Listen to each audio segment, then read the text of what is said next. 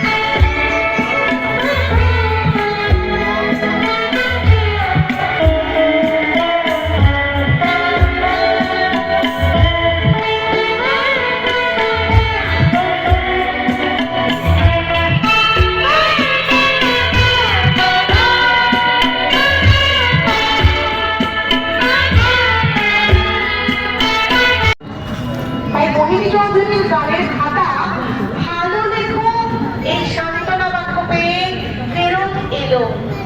কিছুক্ষণ বাদে ফেরত আসার পথে শৈলজানন্দ তাকে আবার ডাকলেন এবং একটি উপস্থিত বুদ্ধি বসার জন্য সিনেমার একটি প্লট ছড়ালেন এবং একটি জ্ঞান লেখার সুযোগ পেলেন শ্রী মোহিনী চৌধুরী।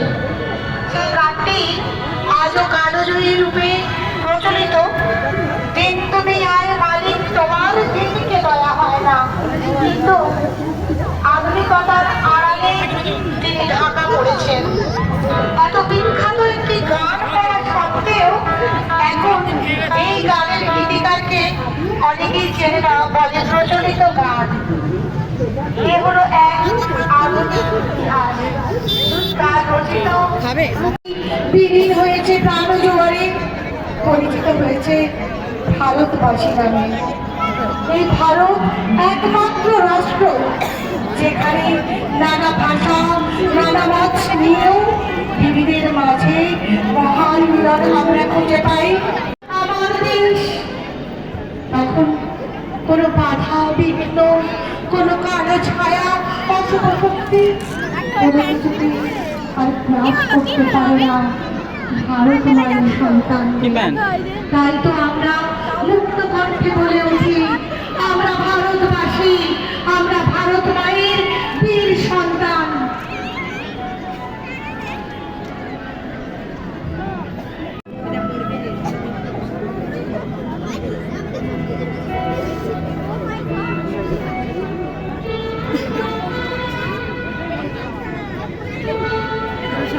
মূর্তি কিনে দেবে, কি করবে সরস্বতীর মূর্তিটা?